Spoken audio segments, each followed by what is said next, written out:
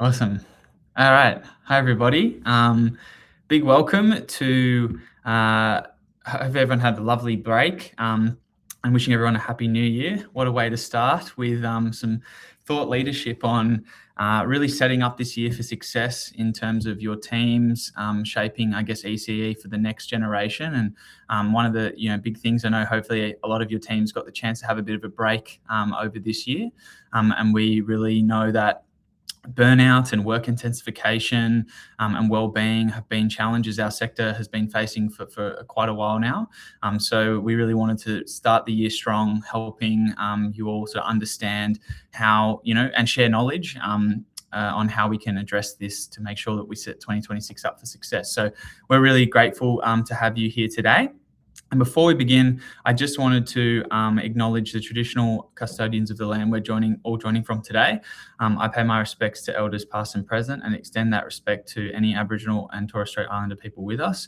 We recognise their deep connection to children, community and education, a connection that continues to guide and inspire early learning across Australia. So with that, I'm just wanting to say a big welcome to everybody and thanks for joining us in terms of who we have here today. So I'm Hayden, the Head of Partnerships at Mana, and I'll be sort of facilitating the session today with our star of the show, Himal Randeniya. So I'll do a bit of a bio of Himal. Hopefully people have seen or heard of Himal before, but Himal describes himself as an early years tragic. He was born into ECE with his mum starting a home-based service and then purchasing a 28-place preschool in New South Wales. He's a fourth-generation teacher, and at home, his dinner conversations were centered around pedagogy, psychology, and the impact of stencils on learning. And after completing his science and law undergrad at University of Sydney, he went on to study his master's in education, focusing on leadership and management, where he conducted research on work intensification, which is what he'll kind of run us through today. Himal sort of applied this research in practice as he was the CEO of Being, a early childhood organisation, where he was the CEO there for 6 years, where they created one of Australia's highest quality early learning organisations. And now with Mana, he continues on his mission to transform early education on this planet and support teachers with innovative technology to create extraordinary outcomes for children. So big welcome, Himal. Thanks for making the time today. Excited. Awesome. So what we might do, just a quick bit of housekeeping before we kick off. Throughout the session, drop any questions you have for us in the chat function there. So I know a few of you have said where you're joining from. We've got a good hang of that, which is awesome. And we'll also have a couple of polls that will pop up through the session. We'd love to kind of hear your thoughts and have you collaborate with us on that. And secondly is at the end, we will have some time for Q&A. So please just remember, we really want to try and create that sort of solution-oriented best practice sharing approach. So keep the chat positive and inspiring, and let's sort of really lift the tide together for what will be a great 2026. So without further ado, we might kick off and I will throw to Himal. And Himal, maybe you might just with the first question, to kind of set the scene. When we say sort of work intensification and workload in ECE, what does that mean? What are you talking about? What did you find with your research on that? Yeah, thanks, Hayden. And firstly, Happy New Year to everybody. 2026 is going to be an extraordinary year. And just want to acknowledge our commitment and this group's commitment to children and the work that we do to support the next generation of human beings. Work intensification is a theory that we have in research, which talks a little bit about the best way to describe it is the straw that broke the camel's back phenomenon. So that age-old adage of a camel can hold a certain amount of straw. You add one piece of straw on, it can still hold it. You keep adding and adding and adding and adding. And suddenly, with one small piece of straw, the camel can no longer hold it. And work intensification is essentially that in the work that we do every day. And if you kind of separate the work that we do every day, there's so many different zones of work that we do. There's the pedagogical work that we do as teachers and educators, like we're there with children, we're teaching, we're thinking, we're setting up activities, we're we're redirecting, we're supporting children that way.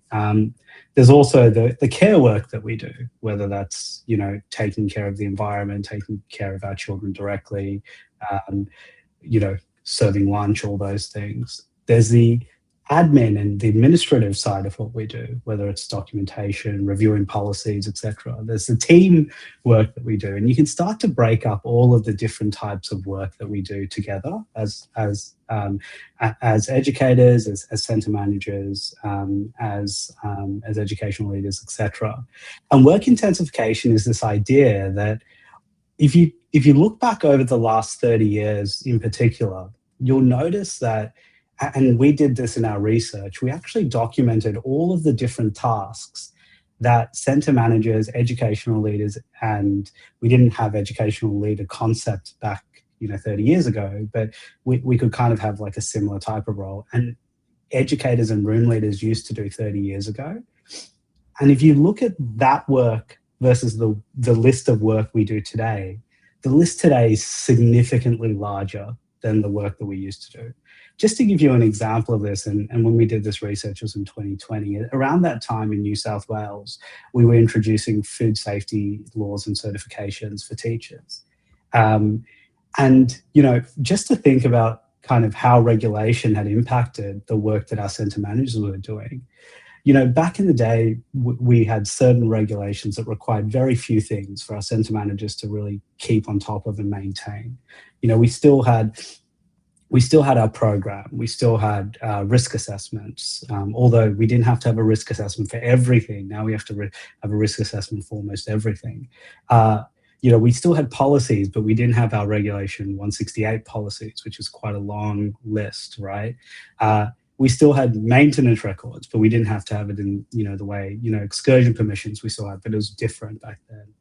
But now the list, if you think of our staff, we have to have 15, 20 different documents for every one of our staff, from their contract to their working with children check to national police checks to and now food safety certifications.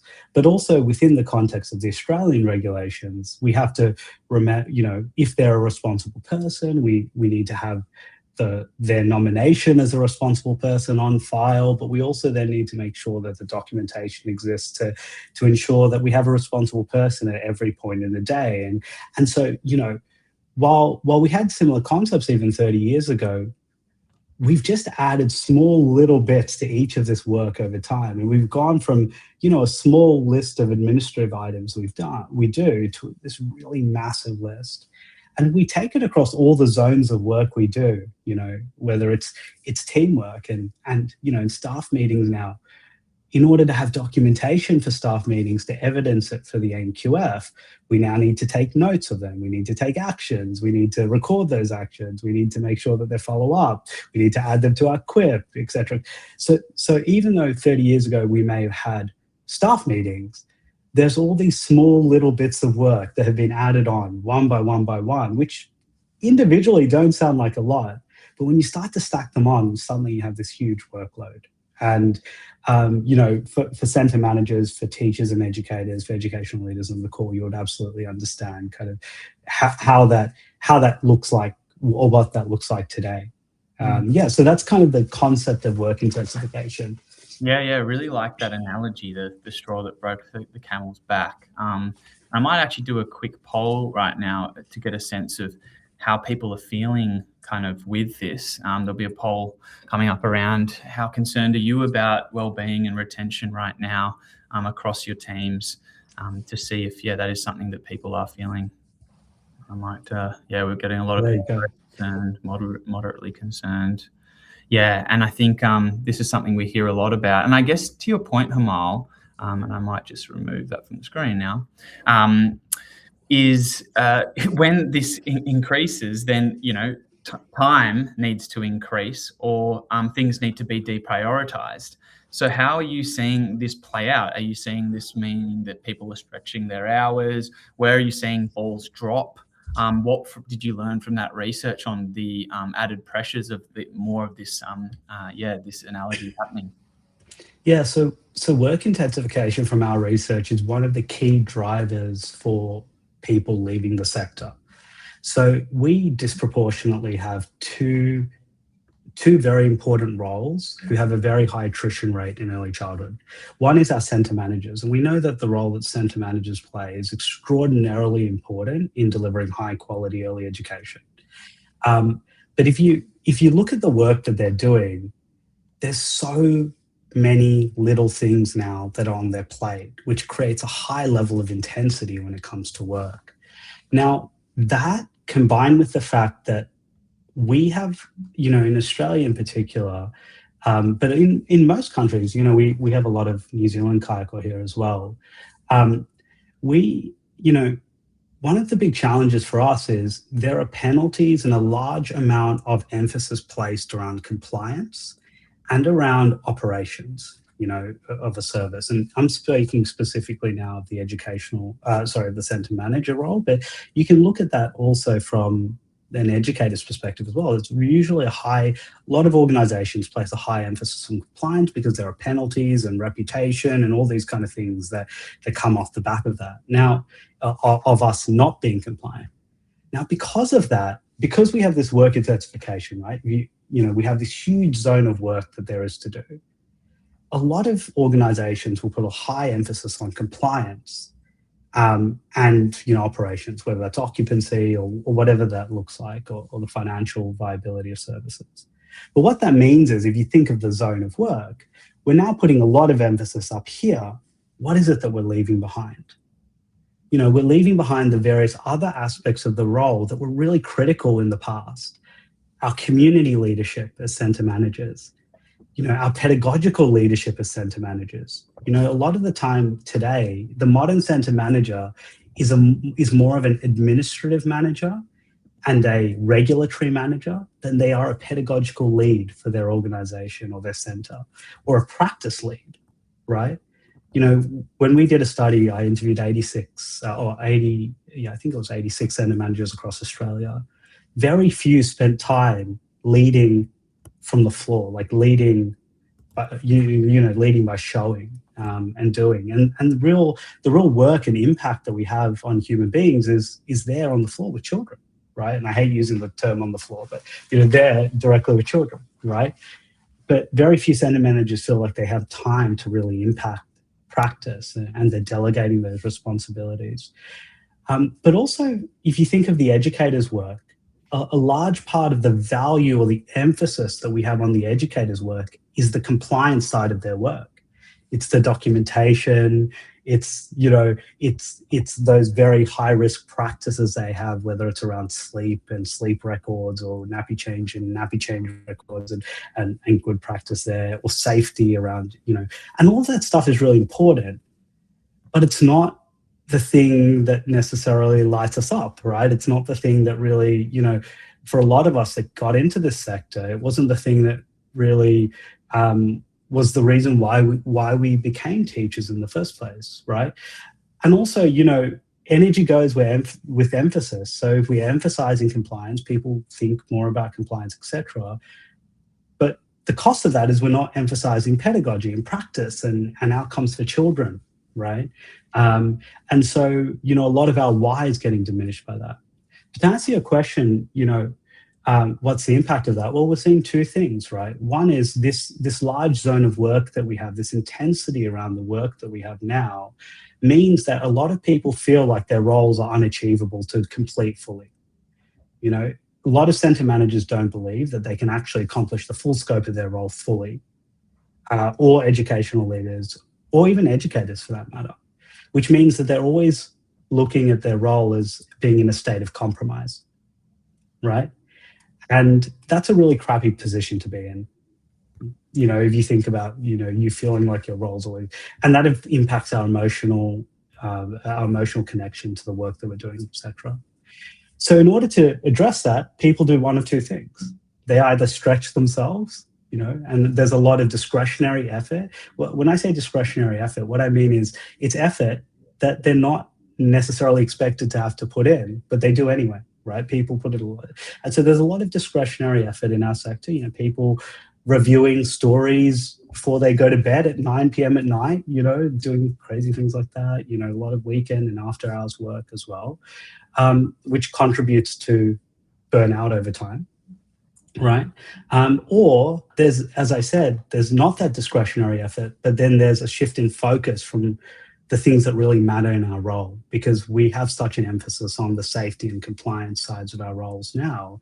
There's often little focus on the parts of our role that really light us up and therefore keep us in the sector and keep us coming back. If we were celebrating the work that we were doing with children every day and the impact we were having on the rest of their lives, and we were aware and that was part of the space, I would argue that, our people would have a very different experience of their job than just being a childcare worker, sitting in a room and, doing their stories and documentation and, their compliance and excursion forms, etc. So, yeah, it has this kind of really insidious impact if you kind of think about how that plays out and if you map how that plays out. Yeah. So the passion tax, I hear a lot of people, who it's not uncommon for them to work 80, 90-hour weeks.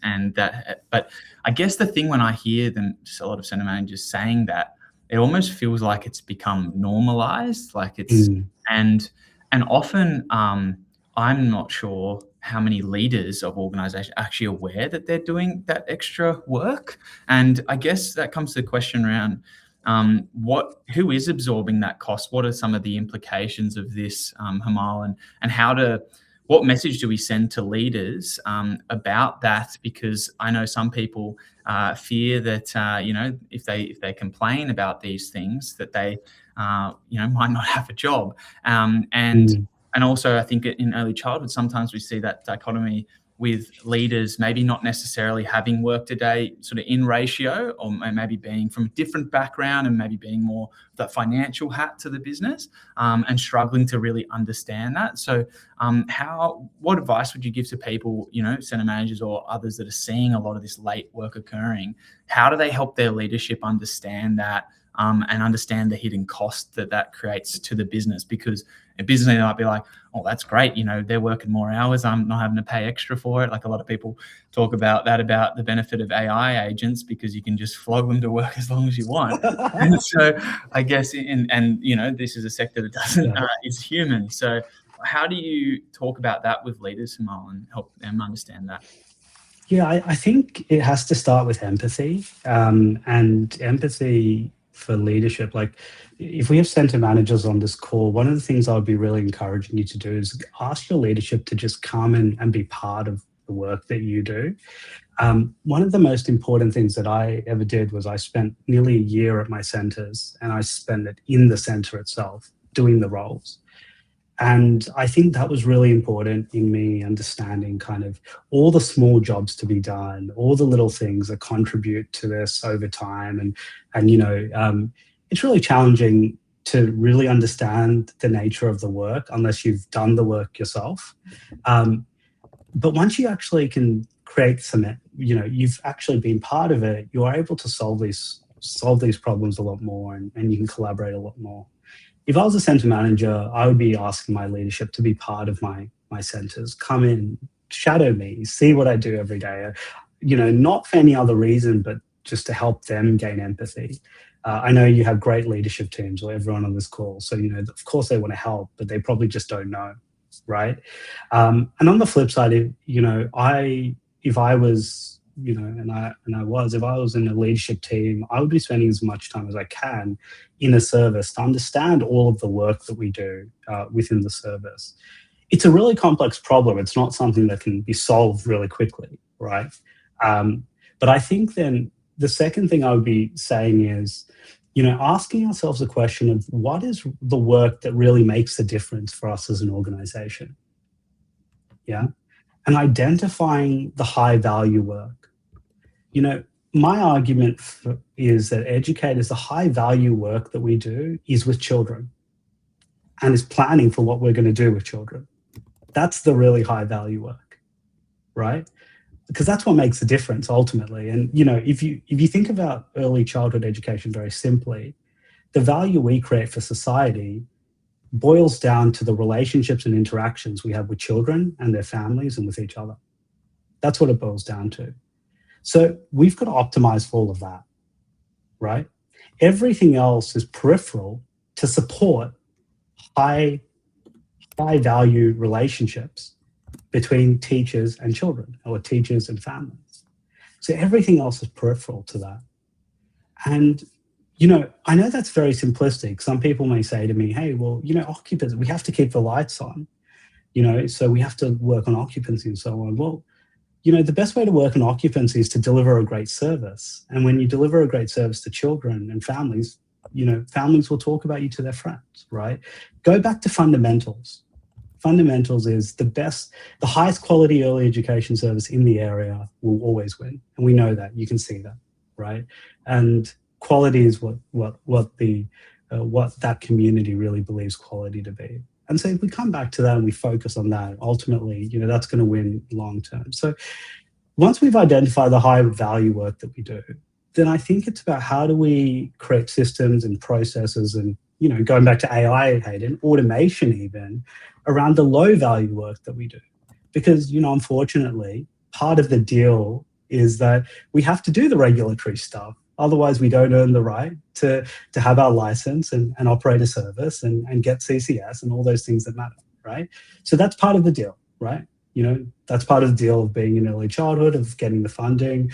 As much as we want to complain and we don't like that, the alternative is not to get funding and not to run a service. So that's part of the deal. But that's where, you can work with our leadership teams to say, hey, like, this isn't work that is particularly valuable. How can we actually work on building processes or systems around that, or automating that, or how can I get that off my plate so I can spend more time here, which is the high value work. And I think that's where we can start to create really great solutions as organizations. And every organization will have a different way of looking at that, or different things that they see as important or valuable. And that's really great, right? That's one of the great things about early education in Australia and in New Zealand as well, and across the world, to be honest, where each service gets to define in their philosophy what matters to them and what they believe to be important. And I think those things that aren't, it's not about ignoring them. I think that's the wrong approach, but it's about identifying them and then going, okay, for example, I'm spending 15 hours a week reviewing documentation for spelling mistakes before we send it to families. All right, okay, that's not high value work. So, that's maybe something we can do to then we identify and go, okay, how do we then do that differently? What's a different approach we can take to that will allow us not to have to spend that time, so that I can, spend my time doing X, Y, and Z. So that's kind of like how practical that might look.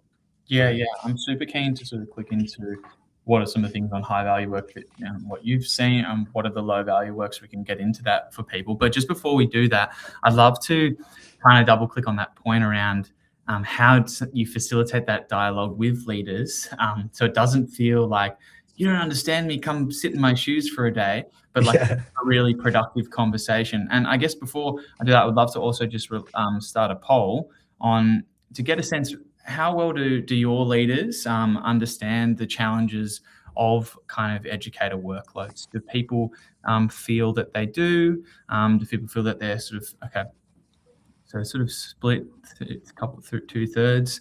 I might leave that in the background, and we can I think this might be a useful discussion. Let me just remove it from the stream. Cool. A lot of people, actually, let me show that. A lot of people sitting in sort of somewhat, some are very understanding, which is great. So I guess with that, because Himal, obviously you were quite proactive with your centres and getting with them, how would you recommend to a centre manager to facilitate that conversation around, hey, look, I think, we have an opportunity to increase occupancy via really working on a service and the high value human work. Would love to help you problem solve with me around what are some of the things we could work through together to create better systems for. How would, because you're obviously the CEO, if you didn't step into their shoes, how would you have loved the centre manager to raise that conversation if you weren't of that mind yourself? Yeah, that's a good question. Funnily enough, I think one of the greatest pleasures I've had in my life is working with some really incredible managers, center managers as well. And I think my recommendation here would be find the thing that's common in all of our interests and bring that to the forefront in how you're having a conversation, right? So, we all want our centers to be the best centers in the area. We all want, I had this principle of being called I used to call the Apple Store effect, which is essentially in the 2000s, late 2000s, 2010, sorry, when the iPhone was just released. I remember walking down George Street in Sydney and seeing a line of people lining up for the newest iPhone.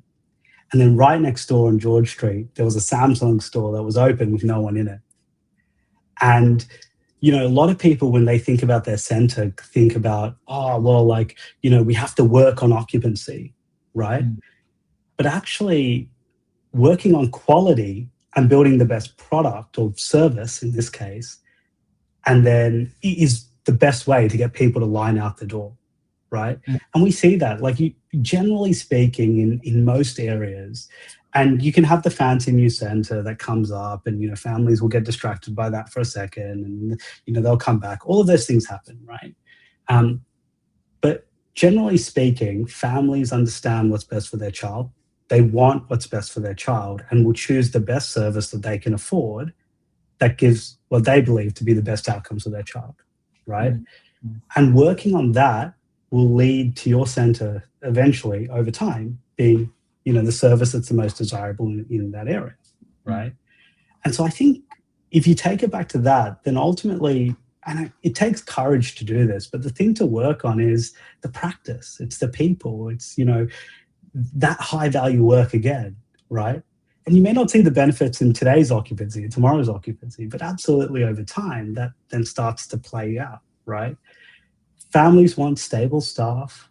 They want the best outcomes for their children. So work on the conditions that will enable and allow for that, right? Mm-hmm. And actually, when you think of those two things and, best outcomes for children and stable and engaged staff, well, that's actually creates the best outcomes for the service as well. It creates the best outcomes for children. It's what families want. There's things that you can work on and have conversations around that can align. But when I'm having if I was having that conversation with my, if I was thinking about it, again, to answer your question, Hayden, if I was thinking about it coming back, I would be having that conversation with my manager, my CEO. I'd say, hey, look, we really want to create the most extraordinary early education service in our area. And in order to do that, this is where I believe I need to focus, but I don't want to ignore these important parts of my role. Can we work together to figure out how we can make this all work so that I can spend more time doing this, because I think this is really valuable and this is ultimately what it would lead to. But it's going to mean that we have to figure out solutions to this. But if we can figure out solutions together to this, then we're going to have more time on this, and that's going to mean ultimately over the next 1, 2, 3 years we'll have X, Y, and Z better outcomes. So that's kind of how I would start to have that conversation. And I'm not trying to specifically point at specific things, because I think that is. It's values driven. It's what you as a manager believe are the most important things that you need to work on at your service. But I think falling into the work intensification trap, coming back to the kind of the reason why we're having today's conversation, falling into that trap of needing to do everything, the millions of things that we have to do in our role all at once, etc., is unlikely to lead to the outcome that you're hoping for. Yeah, that's a great point. I guess it takes us to the next part. Once you actually get in there and you're looking at these things together and looking at what is high value work, what is low value work, what can you walk us through from your research and what you found? What were some of the low hanging fruits that you systematized or created processes to create more high value work? Can you walk us through a couple of examples? I think a really great way to understand this is to look at countries that do this really, really well, and where we have strong research a long-term research that proved that outcomes for children are ultimately better off. One of the countries that we studied was Norway, and the way that kind of Norway kind of set up their early childhood system. Right now, there's of course a lot of contextual differences between these countries, and we're not trying to compare apples to apples, but we're looking here to just take some inspiration. Right. One of the things that Norway really identified was that there is compliance work and there is regulatory and admin work that comes with centres, right? Running any service, there is work that comes with that. But that work isn't actually assigned to a centre manager, right? When it comes to tour bookings and etc., all that admin work is not ever a centre manager's responsibility. So one of the common deployment methods in Norway is that they'll have a centre leadership role who may actually sit across one or two centres, right? But really they're a leadership role, not it's a management role, but it's a leadership role, right? And they're a pedagogical leader, they're a community leader, and their responsibility really, is to make sure that the program's going well, teach, coach, and mentor teachers, support with compliance and quality uplift across the centre. But they're leading the service, right? They take the compliance work and they give that to admins, whether that's, a 2IC, for example, who's just learning the role and wants to know more about how early childhood services work. But they kind of give more of that more repetitive work, not to the centre manager, but they have that at different, assigned to different people. And just by reorganizing the work, but then pulling the centre manager out and giving them more leadership responsibility, let's say across two centres, what that leads to is a centre manager who's not ground down, like just spending all their time replying to emails and working on policies and reviewing this and reviewing that, blah, blah, but a role where they're actually inspiring practice and they're having really important conversations with families, etc. Very high leverage, right? And then they assign the work out, the other kind of lower value work out. Or they can do that at the council level in Norway. They might actually even take some of that work and they might, policy review, if you have 2 or 3 centres, might actually happen centrally, right? Even though we have to have localized policies, a lot of the hard work is done centrally, and then that way you get more leverage. And so that's kind of some of the structural things that, countries like that do, have started to systemize and do really well. And that ultimately leads to better outcomes because then your service leadership, the people who are there, are less focused on, does this person have a food safety certificate? Does this person have a working with children check? Very, very important. You can't ignore that work, right?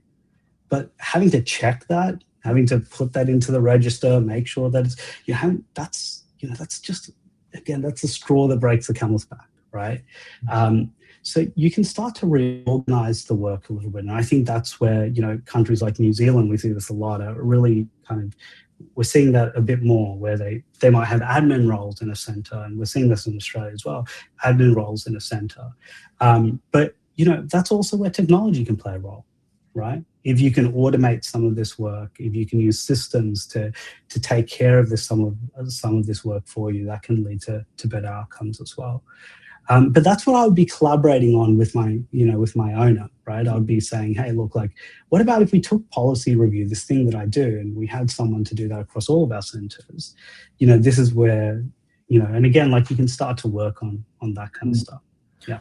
Yeah, because often, we talk about the triangle of the centre manager, the 2IC, and the ed leader, and I know some services have that, some don't. And I guess the question would be, if you're talking to an owner around what, how you justify that salary, it really all comes back to being able to maximize the kind of high value human work at the service. And there is also some opportunities, I think, which we'll talk about shortly, for technology to actually help with that as well. I just want to do a quick poll as well here, just to get a sense check. We'll go more into this kind of high value human work side of things.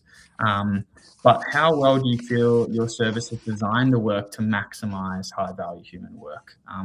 Would love to kind of get a bit of a pulse check from people there and see what they're saying. A few people saying very well. Awesome. Somewhat well. Nice. Yep. Cool. I'll let that kind of run. Quite a lot in that sort of middle category coming through. And so maybe I think, yeah, this is a good opportunity. What are some of Himal, the other low-hanging fruit? Say, you've got your setup with your 2IC role in place, or you have a role where that is being pushed aside so the center manager can be focused on the practice, like the leadership with the team. And often, I hear center managers going, oh, sorry, I need to get, in ratio today, and often because of staffing issues. But if that didn't have to become quite a sometimes have a slightly negative connotation to it, because that's the opportunity, it sounds like, having them more with the team, with the people. But I guess obviously wanting them to feel like they're doing that on their own time versus being forced into it. But I think that's a lot of people saying somewhat well. So I guess I'll stop that poll now. That's really good. What else? I guess, what's the opportunity for innovation with technology that you saw for some of this low value work that could be automated? Whether is it happening now? Is it something in the future? What are the kind of technological waves that can actually be used to help us do more high value human work? What are some of the low hanging fruit? Yeah, well, I mean, coming back to this, the point of this webinar is to think about the future of work in our sector, right? And one part of making sure that we retain great people is helping them do the work that really lights us up, right? That really makes a difference, and connecting us back to purpose, especially in our younger generations, in Gen Z, very mission and purpose oriented group of human beings, right? So you're unlikely to retain younger generations of educators if they can't see the why and the importance of the work that they do, right? And you're unlikely to see the importance of the work that you do when you're kind of in the administrative kind of hell of everything, right? We want to retain great people. If we want to make sure that they're well and showing up for children, which is the work that matters, right? Ultimately, if I take a step back, the work that matters are those relationships and interactions that we have with children. That's the work that really matters in our sector. We want our educators to show up and really want to show up for children and do just extraordinary things for children. So in order to do that, we need to start kind of getting rid of all of that peripheral stuff, right? Now, as I said, you can't ignore that peripheral stuff. That gives us the right to be here. We can't not do working with children checks for our educators. We can't not, do our NSO 7 or NSO 2s or whatever those are. We have to do those, right? So that's the place that I think technology, systems, and processes can play a big role, right? If we look at kind of the low value stuff that we do, how can we use AI? How can we use good systems to automate this, to structure it up, to automate it, so we have the confidence that it's happening the way it's supposed to be happening, and we're not having to do a lot of that work.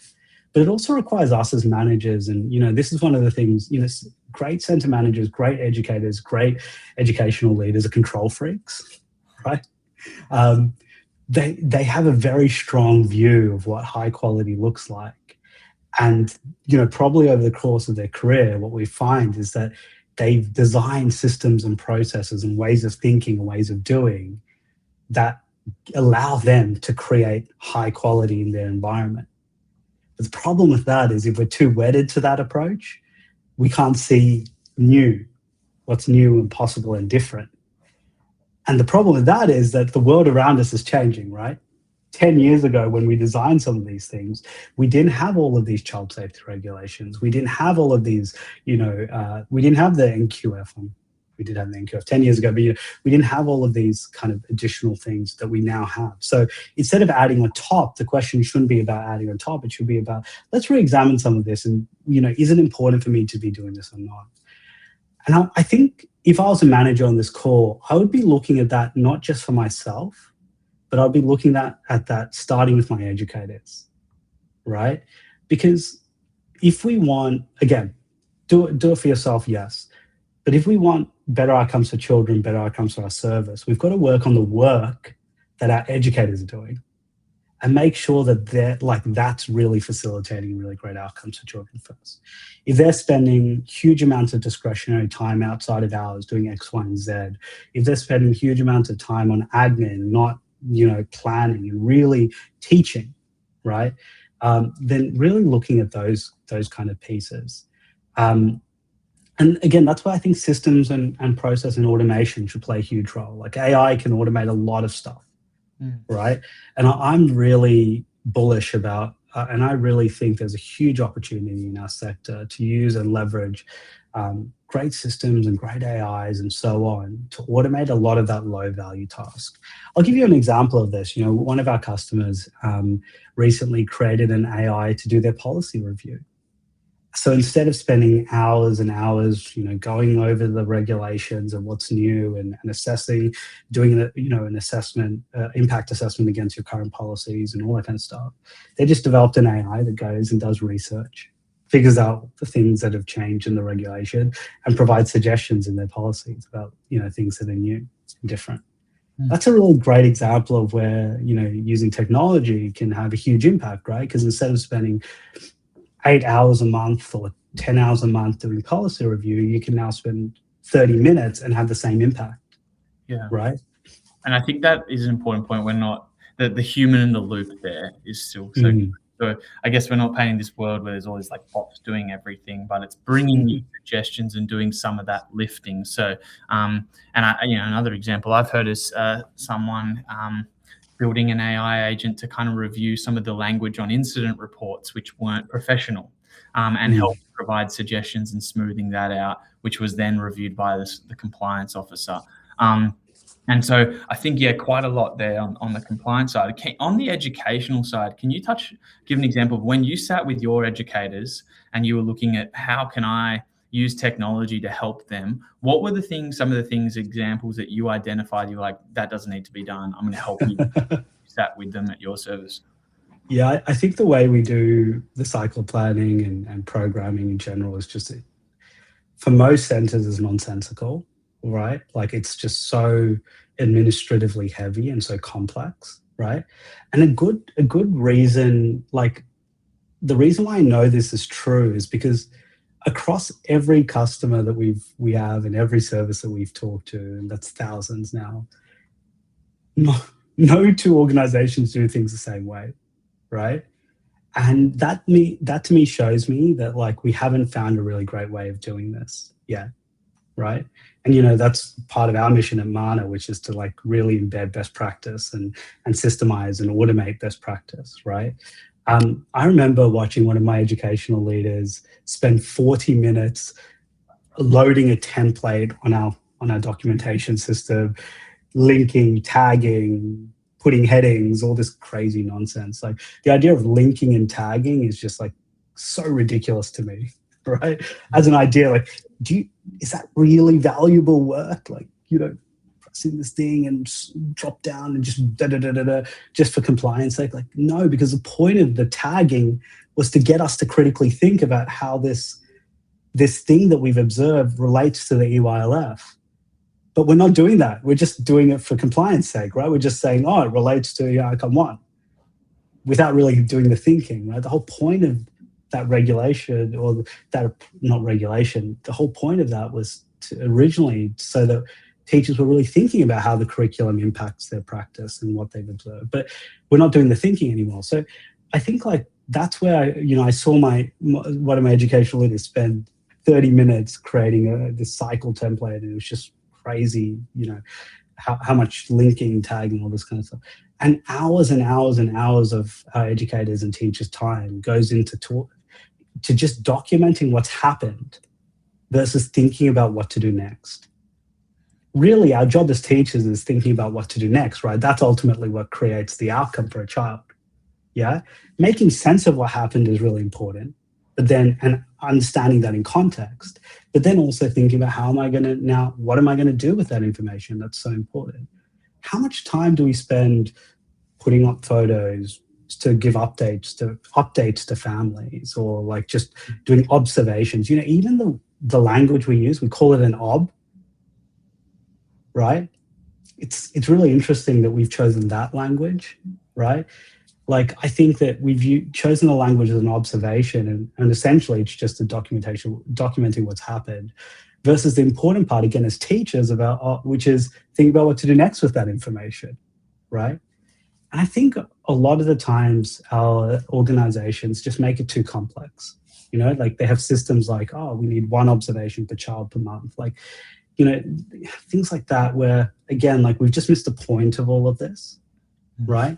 And we're just doing it for compliance versus actually taking ourselves back to first principles here. We're here to create great outcomes for children. The EYLF has a process called the cycle of planning in it. The cycle of planning means this. So let's really take it back to basics and ask ourselves, like, how do we create outcomes for children? We use the cycle of planning. Okay, how do we embed this in our practice? That's the key thing, right?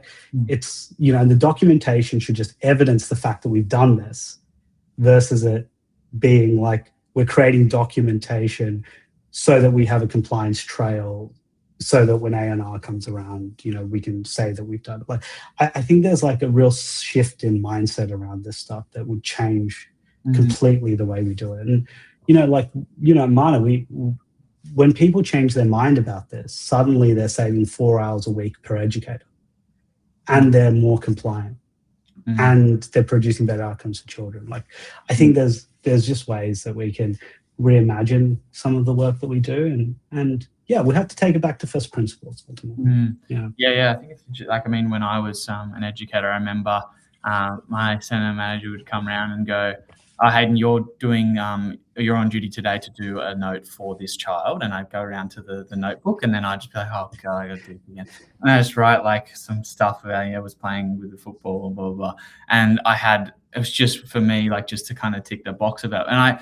And at the time, it also just work sort of felt a little bit like Groundhog Day, and I left because I wasn't able to find that purpose in the core of my mentoring and feeling growth in that.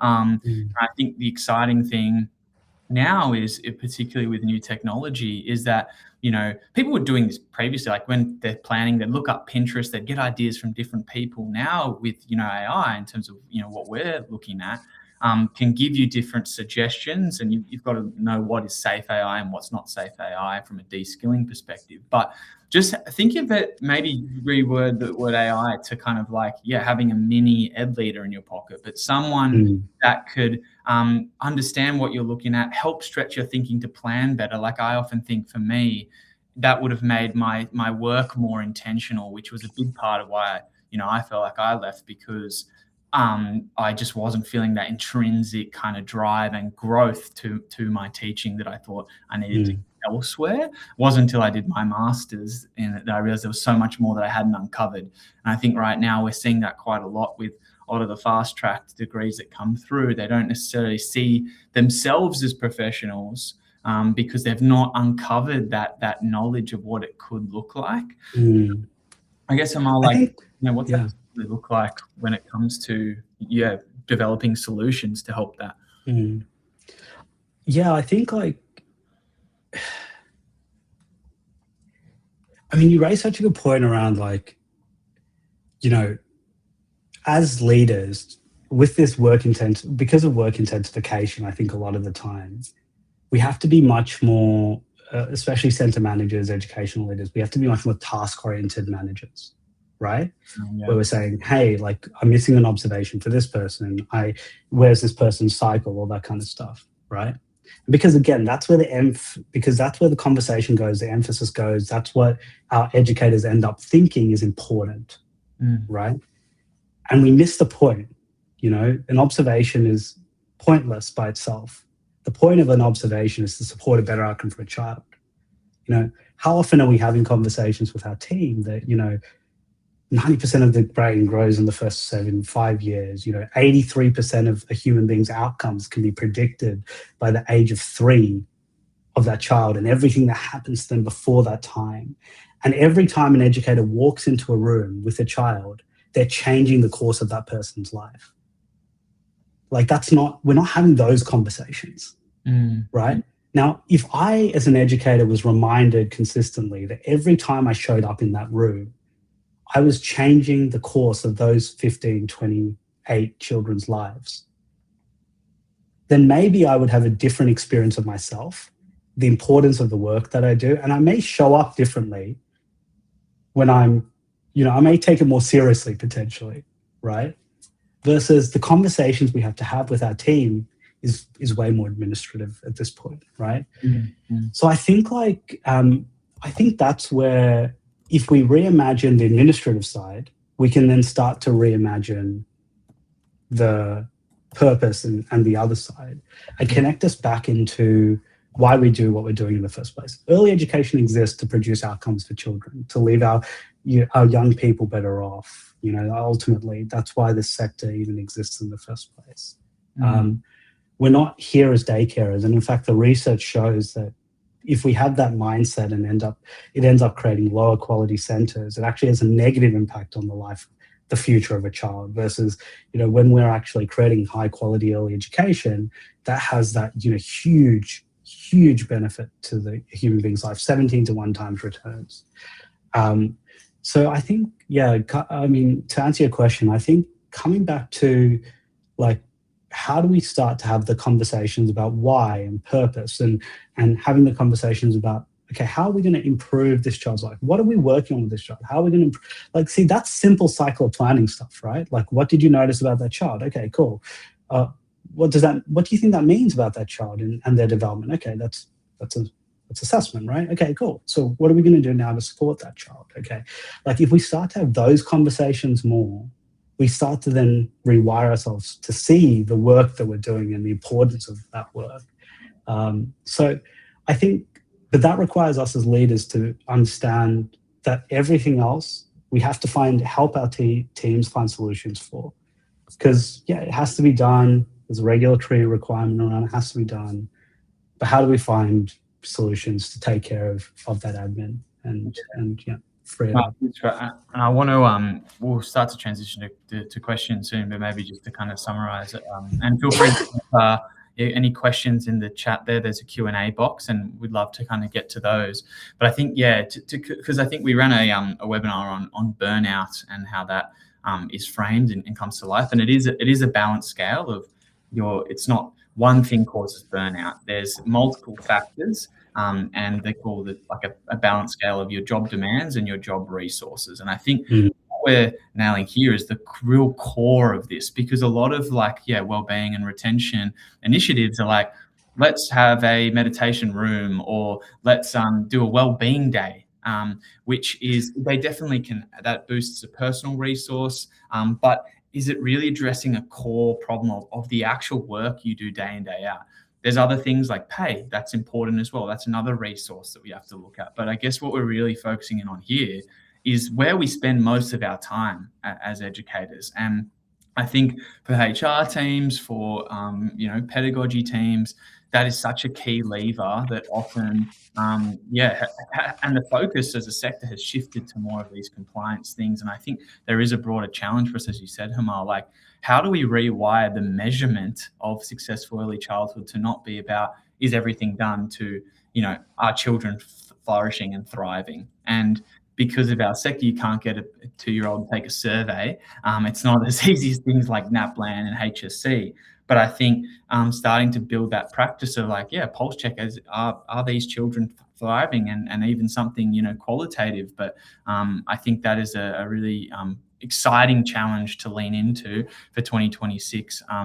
And thank you so much, Himal, for sharing some of your kind of thoughts as you've gone about that learning journey, and we're all still learning together as well. So, this is great. And anything else you wanted to add on that, Himal, or I'll go and see if anyone has questions. I think you're right. If I just kind of go back to that summary, the best thing we could do for our people is to solve their real problems, right? And address the things that, the best thing we could do for our educators is to light them up and show them connection and purpose in the work that they do. Then they'll stay with you. That's the best way to retain them and also create a great early childhood service. Finding connection and purpose in what we do. Because one of the great things about our sector and I don't mean this facetiously, I see us as the most important social service that exists for humanity, right? Out of every form of education, we have the biggest impact on a human being's trajectory in life, right? We're the best preventative form of everything. If you want preventative health, start at the early years. If you want preventative, social prevention, economic improvement, like across every factor, we're the source and the prevention, right? We have one, if not the most important job of setting the next generation up for the rest of their lives. And there's so much purpose to be found in what we do. It's about how do we then, as leaders, look at the work that we do to align it to that purpose, right? And that's challenging. Very few services successfully do that. But I think that's something that great managers and would love to. We're really committed to here at Mana, which is like really aligning the work that we do with why this sector, the real value that the sector creates and why the sector was created in the first place. So, yeah. Awesome. Thanks, Tim. Looks like we don't have too many questions. So we might, though, just pop up a poll and talk to you about some of the next webinars that we have coming on. So I'll just would love to kind of get your feedback where you were saying we're running a lot more of these now and really want to do topics that resonate. So if everyone could just fill out this survey. We've got a bit of a poll just around how satisfied you are with today's webinar. We are always wanting to hear from people around what sort of more messages, what people are keen to learn about. We're all on this journey together, and I think 2026 is a year where this is a team sport and we want to lift the sector all together. So we're really grateful for your time and keen to always improve and get your thoughts as well.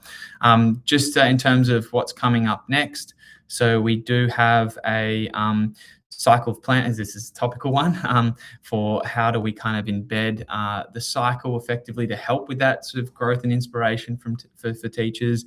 We have that next week. So you can click there or scan the QR code to register there. We'd love to see you, and really appreciate your time joining.